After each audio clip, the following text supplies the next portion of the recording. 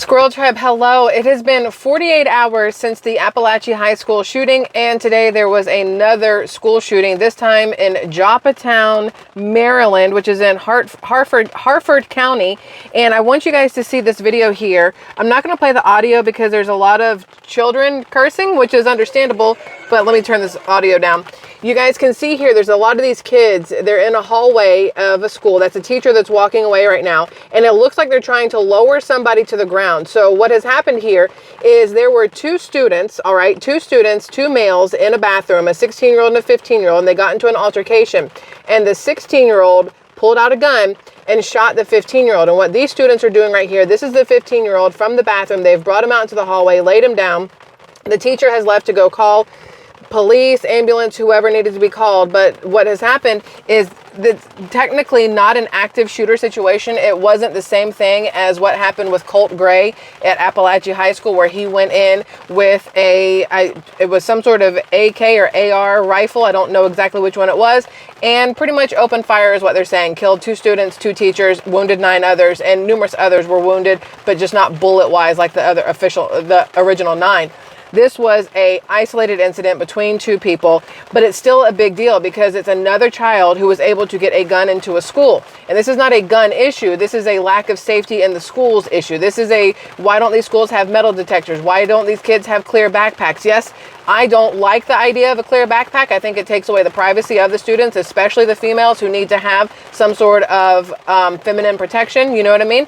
And I don't love the lack of privacy for the girls for that very reason. But I would also be willing to give up the privacy of that in order to know there's not a gun being brought in. I still have questions on how Colt GR was able to bring in a massive gun the way he did into school and not be noticed somehow, some way. But either way, this here in Joppatown High School, this is the school where this occurred, right? The video outside afterwards of students and parents picking up the kids and the kids trying to leave. They were allowed to leave early because of the shooting. Obviously, the 15-year-old that was shot has unfortunately died. They were taken to the hospital where they did pass away. So now you have a 16-year-old who, instead of being charged with maybe attempted murder or aggravated assault or whatever, will now be charged with murder for taking this other student's life, because kids these days just don't know how to have conversations with each other. For some reason, it feels like they always resort to violence. We could blame it on the music, we can blame it on the movies, the video games, or whatever else, but we also have to blame it on social media at the same time. We also have to blame it on the fact that we as society have been kind of desensitized to actual death. There was a video on X of a man riding his bike, and I believe it was in Philly. It could have been a different city. I'm pretty sure it's Philly. He's riding his bike. He goes past this car. These 2 guys jump out of a car and open fire on this man, walk up to him and shoot him in the head. And this is a video that is posted on social media where you can watch the murder of somebody. And because we're seeing the real life murder of people right next to these videos of, you know, movie trailers of somebody being murdered, it takes away the severity of the real because it looks so much like the fake, or the fake looks so much like the real, that these people, these kids, don't understand the difference between somebody who at the end of whatever that take was gets to get up and walk off and wipe off the fake blood and, you know, the fake gun is put away, as opposed to the kid no longer is breathing because that was real gun, real bullets, real person that pulled that trigger. Without the finger to pull the trigger, the gun is going to do nothing. But our kids these days, and a lot of adults, for some reason, think that straight to gun violence is the answer, as opposed to having a conversation, or just doing it like you did back in the old days. Beat the crap out of each other. Use your fists, use your feet, use your teeth if you need to. Use your words, use elbows, a knee, whatever. Use a chair, pick up a baseball bat. Like, why do we immediately go towards guns, and why is it so easy for kids to get them these days? Is it because parents aren't holding on to them and keeping them safe and locked up? Is it because kids have a way to go out and get one on their own from somebody, whether it's a street seller on the corner? It's not going to be from a law-abiding citizen 99.9% of the time. It's going to be from some other criminal who is willing to sell a gun on the street, right? Look, this is, like I said, just in, the 15-year-old boy has died after being shot by a 16-year-old student during altercation in the boys' bathroom at Joppatown High School in Joppa, Maryland on Friday. And it is a huge deal because we just went through, again, what happened at Appalachia. And I want you guys to hear this from this police officer here. Let's see if I can get it to play. Wait, here we go. Here behind as this event was unfolding, and just the professionalism of how they set up incident command, unified command with our public safety partners at DES, fire, and EMS. It just, the system worked, and it worked in this instance. The sad part is that we're discussing a school shooting at all. All right, that's all we need to listen to from that. But the fact of the matter is they were able to stop the kid who did the shooting. They were able to get immediate attention for the kid that was shot. Again, unfortunately, the kid that was shot did die. But again, less than 48 hours and you have another incident. You would think right now all schools across the country would be very, very wary and very on edge and cautious about the kids coming in and what they're bringing in. A metal detector is not that expensive. They have those little wands. You see them at numerous sporting events. Why are our schools not equipped with these same things? Why don't we have something set in place to ensure that a weapon is not brought into the school, as opposed to once a weapon's in the school, they can lock the doors? Still a great idea, being able to lock down and keep the kids safe in the classrooms. But the better idea would be to make it so that the weapons aren't entering the school to begin with, right? Now, this is from Colin Rugg on X. We're going to do a little update on the Appalachia high school shooter, Colt Gray. So, Georgia school shooter Colt Gray was bullied for being gay. Now, I want to put out here that what I'm about to talk about here does not surprise me, because it feels like this is the push. I still personally do not believe that this kid was by himself in the shooting of the school, because according to a lot of the kids there, they saw a man with the gun. The bullets were heard in different areas of the school at the same time. A lot of stuff does not add up to me personally. Of course, there's still information coming out. We don't have the whole entire story right now, or they haven't finished making the entire story right now. But of course, we have this massive divide between LGBTQ right now and non-LGBTQ because of the way media is pushing it, because of the way the left is pushing it, the right's pushing it.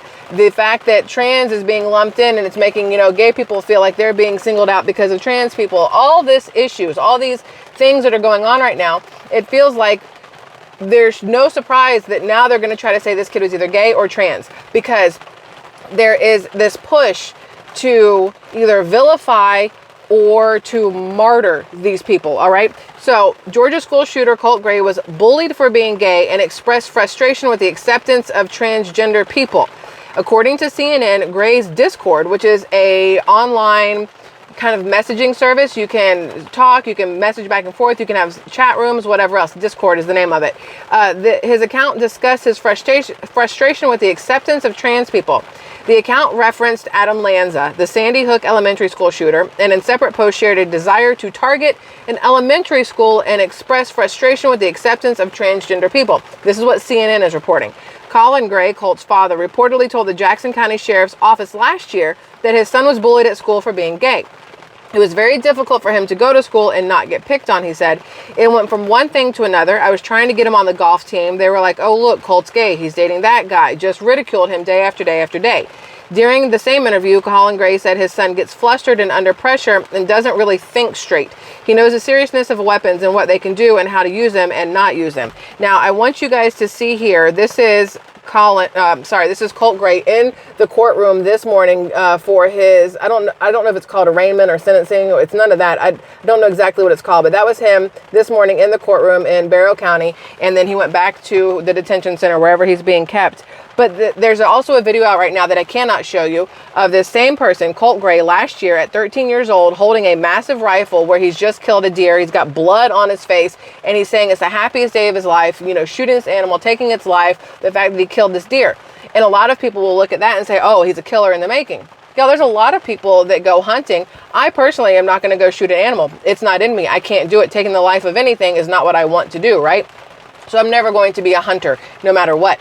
But they're saying that was like the first sign that there was something wrong with him. And I can't agree with that, because there are a lot of younger kids that go hunting with their fathers or with their uncles, even with their mothers or other friends of the family, to get used to it. And it's good to know how to survive if you need to on your own, to hunt for your own food. I have no problem with that. But now they're trying to say that this same kid, his dad just says, he knows the seriousness of weapons and what they can do and how to use them and not use them, but then at the same time says he gets flustered under pressure and doesn't really think straight. Those two things cannot work together. If you get flustered under pressure and can't think straight, you should have no access to guns whatsoever. Your dad should not be buying you a gun, for Christmas, especially after the FBI was at their house last year because of threats that this kid made about shooting a school, right?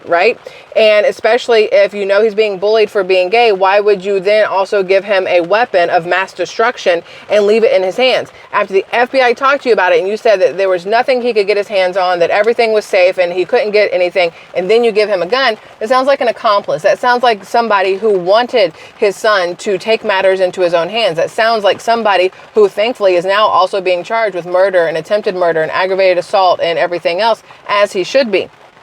The other video I have here is Colin GR, who is the father of the 14-year-old Georgia high school shooter, Colt GR. He's rocking back and forth. He went into court this morning as well. You can see him there rocking back and forth. A lot of people say he looks nervous. Other people say it looks like he's coming off of some sort of drugs or maybe alcohol and he's having some sort of physical withdrawal. That's what they are saying as well. It kind of depends on how you look at it or if you know the symptoms of those things.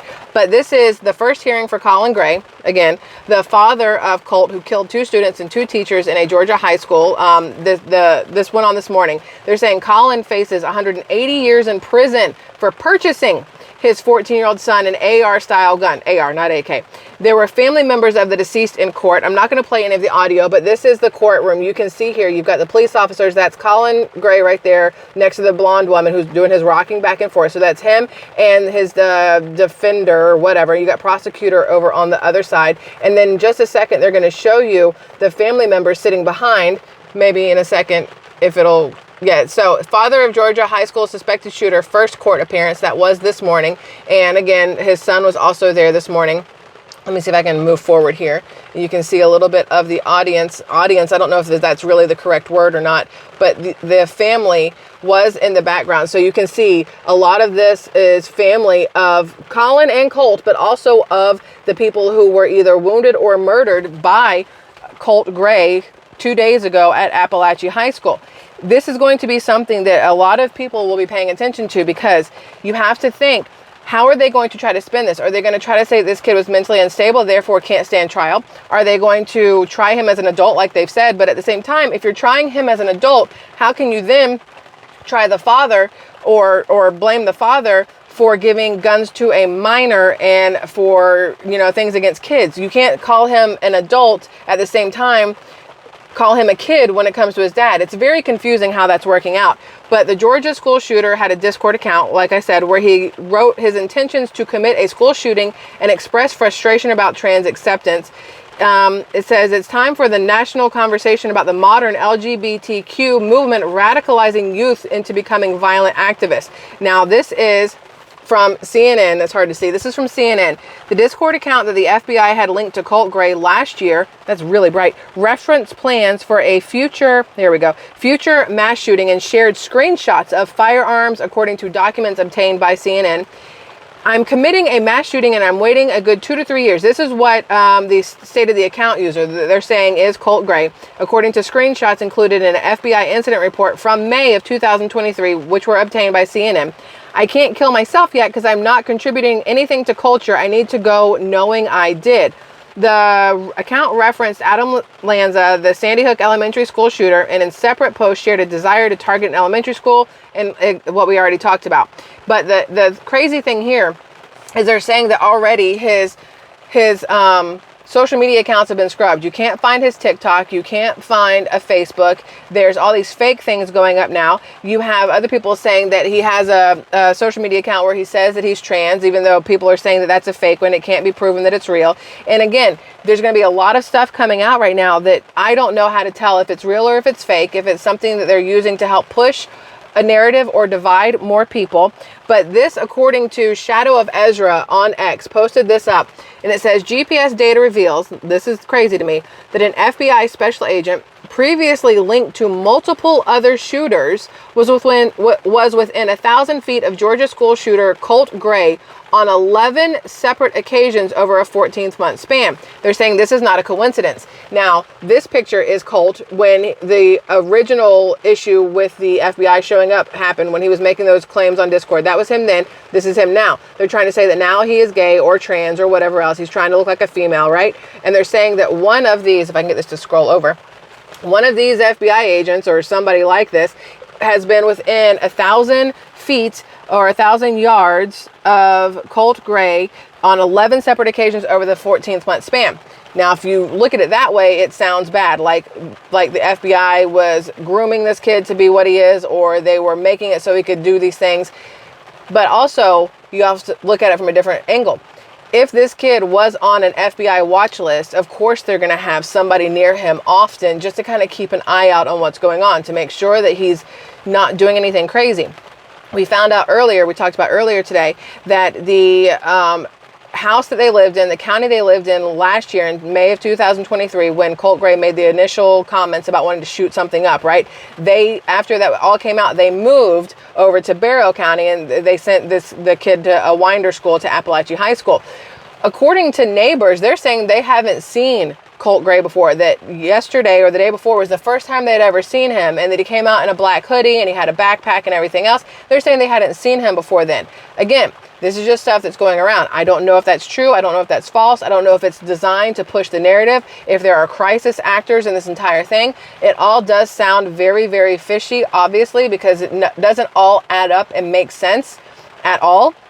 But more and more information will be coming out. We will be keeping an eye on it. But it is sad that just 2 days later, you have another child deciding to resort to violence to work through some sort of situation, instead of having a conversation or fighting the old school way with your fists, or going to adults. Go to an adult. There's nothing wrong with being 16 or 15 and going to adults for help, or in saying, hey, listen, you've pissed me off and I'd like to kick your ass, but instead let's sit down and talk about this, because we're basically adults. We're almost there. We're 2 years away from being adults. Let's have a conversation about this. Let's work this out.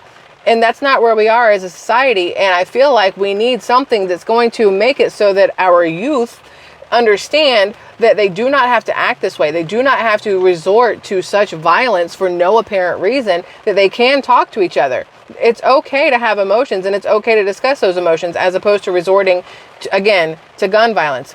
But let me remind everybody, I am all for your Second Amendment rights and my Second Amendment rights. I do not believe a gun can kill a person, just like a bullet can't kill a person. What kills a person is another person with their finger on a trigger. That's the only thing that can do it. So unless we're going to outlaw people, there's no point in outlawing guns, because the only people who will have them at that point will be the same criminals that we need our guns to defend ourselves from, right? Anyway, I am hoping that tomorrow we do not have to have a conversation of another school shooting or something like that, or another, child on child violence. I'm hoping that this is it. We're done. No more of this crap, because it does get a little overwhelming over time. But the fact that we had another one today, the fact that more information is coming about Colt Gray and his dad, Colin Gray, we're going to keep an eye on it, and I will bring you guys more tomorrow. I have more Trump-related good news coming for you first thing in the morning. And until then, I love y'all immensely, Squirrel Tribe. Thanks for being here for this conversation. I want all your thoughts in the comment section below. Have a great night, and I'll see you later. Bye.